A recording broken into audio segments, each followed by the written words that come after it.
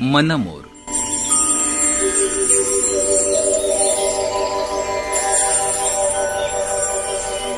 लेखिका आणि संवादिका डॉक्टर वीणा पवार. वाढदिवस. नमस्कार मंडळी. आज माझा हॅप्पी बर्थडे आहे असं सांगून 4-5 वर्षाच्या अनिकेतने मला नमस्कार केला आणि चिमुकल्या हाताने एक चॉकलेट पण दिलं. माझ्या दवाखान्याजवळच राहतो. त्याला पाहिल्यावर झरकन त्याच्या जन्माचा इतिहास माझ्या डोळ्यासमोर आला. बाळ होत नाही म्हणून त्याचे आईवडील बऱ्याच ठिकाणी उपचार करून झाल्यावरती माझ्याकडे आले होते. औषधोपचार केल्यावर थोड्याच दिवसात ती प्रेग्नंट झाली. पण वय बरंच जास्त असल्याने तिला गरोदरपणामध्ये खूप त्रास झाला. अन्न पचत नव्हतं, BP पण वाढलं आणि हा सगळा त्रास सहन करून तिने एका गोंडस बाळाला जन्म दिला. आणि आज तोच अनिकेत सगळ्यांना चॉकलेट वाटत होता. खरं तर माझ्या मनात आलं त्याच्या आईचंच अभिनंदन करावं. गरोदरपणातले इतके सगळे त्रास तिने सहन केले होते म्हणून तर आज तिच्या बाळाला हे जग पाहायला मिळालं होतं.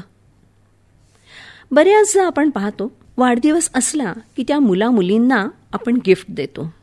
पण ज्या आईवडिलांच्यामुळे त्या बाळाला जन्म मिळाला त्यांचं आपण दर वाढदिवसाला गिफ्ट देऊन कौतुक केलं तर?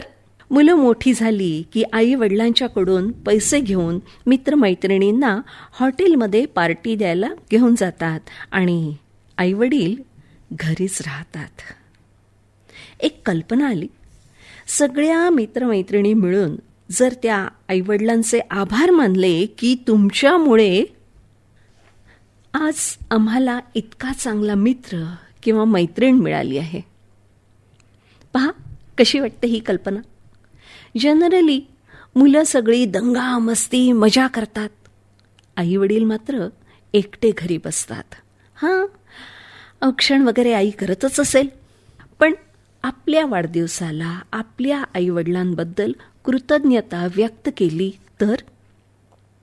आईवडिलांकडून गिफ्ट घेण्याची अपेक्षा करण्यापेक्षा मला हे जग दाखवलं, माझ्या जन्मासाठी तुम्ही दोघांनी त्रास सहन केला, माझ्या शिक्षणासाठी, मला लहानसं मोठं करण्यासाठी, माझ्या आजारपणात तुम्ही माझ्यासाठी जे केलं त्याबद्दल कृतज्ञता व्यक्त करून त्यांनाच एक छोटीशी गिफ्ट दिली तर?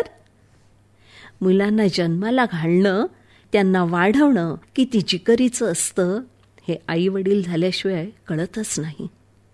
आणि म्हणून तर कितीतरी वेळा प्रसंगामध्ये आईवडील म्हणतात, तू बाप झाला की मग कळेल तुला, किंवा तू आई झालीस की मगच तुला माझं मन समजेल.